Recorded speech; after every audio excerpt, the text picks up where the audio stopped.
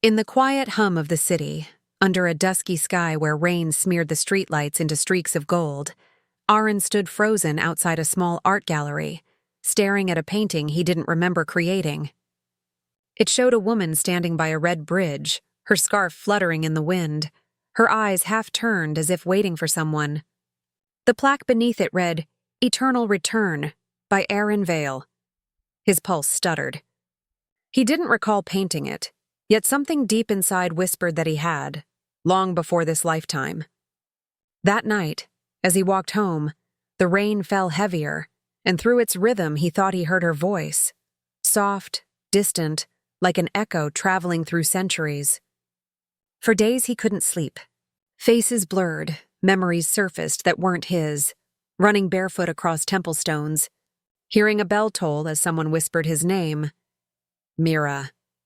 He searched for her everywhere, in cafes, bookshops, and train platforms, like a man chasing shadows. Then one evening he saw her. She was standing at a street corner under a yellow umbrella, laughing with friends, her face illuminated by the passing headlights. Aaron's world tilted. Every heartbeat screamed recognition. He walked toward her as if pulled by a thread woven through time itself.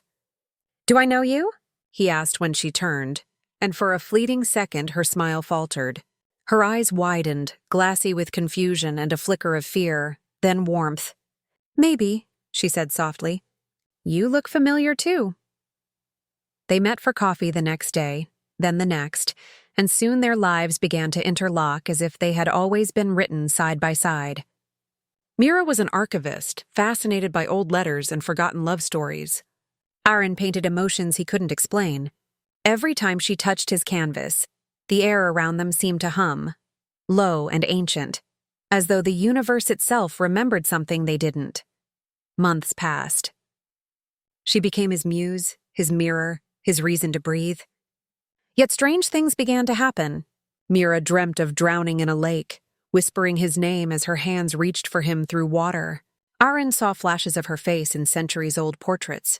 One day, while sorting through a trunk in Mira's archive, she found a brittle journal dated 1893. Inside was a sketch of the same red bridge and the same woman, signed A.V. "That's your signature," Mira said, trembling. "But this book is over 100 years old." Aaron touched the page, and the world shifted. He remembered everything. In another age, in another life, he had been a painter in Kyoto. She was the daughter of a merchant who commissioned his art.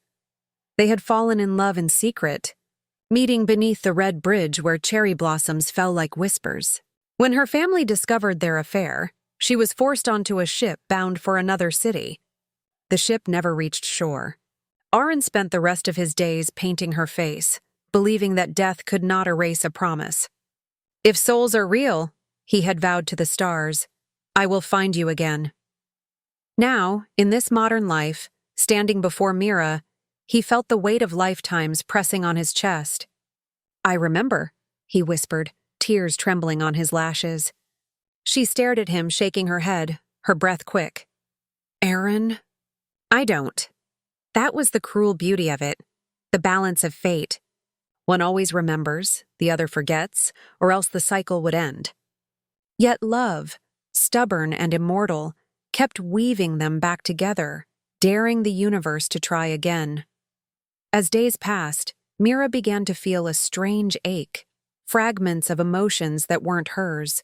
She'd cry at sunsets, laugh at songs she'd never heard, feel her heart race at the scent of rain. Aaron painted obsessively, each canvas a plea for remembrance. On her birthday, he unveiled his masterpiece, the red bridge, the lake, the storm. She touched the painting and gasped. The memories rushed in like breaking waves. She saw the past lives, the temple, the battlefield, the letters, the drowning. "You found me," she whispered, collapsing into his arms. For a moment, time itself stood still. But fate, jealous of fulfilled promises, shifted the tide once more. That night, as thunder rolled through the sky, Mira's car swerved on a rain-slick road. Aaron found her hours later in the hospital, pale but alive. She opened her eyes and didn't recognize him. The cycle had reset. The doctors called it trauma-induced amnesia. He called it destiny's cruel mercy. He visited every day, reading her stories, showing her the paintings, praying that the universe would give him one more chance to be remembered. Sometimes when the light hit her face just right, he saw a flicker, the ghost of their shared eternity. Years later, after Mira moved to another city to start anew, Aaron sent her a letter. It said only, "If you ever stand by a red bridge and feel the wind whisper your name, know that I'm still there, keeping the promise." He never mailed another. Decades passed. Aaron grew old, painting until his hands shook. When he died, they found a final canvas in his studio, unfinished, just outlines of two figures meeting beneath a red bridge, one transparent, one solid. At the bottom was written, "Lifetime 7, still searching." Half a century later, a young woman walked through an art museum, drawn inexplicably to that same painting. A tear rolled down her cheek for reasons she couldn't explain. Behind her, a young artist paused, sketchbook in hand, studying her expression. Their eyes met. The air shimmered, faintly electric, as though something eternal had just remembered itself again. And somewhere, in the quiet hum of time, a promise echoed once more, soft, patient, unbroken. "I will find you in every lifetime until you remember me."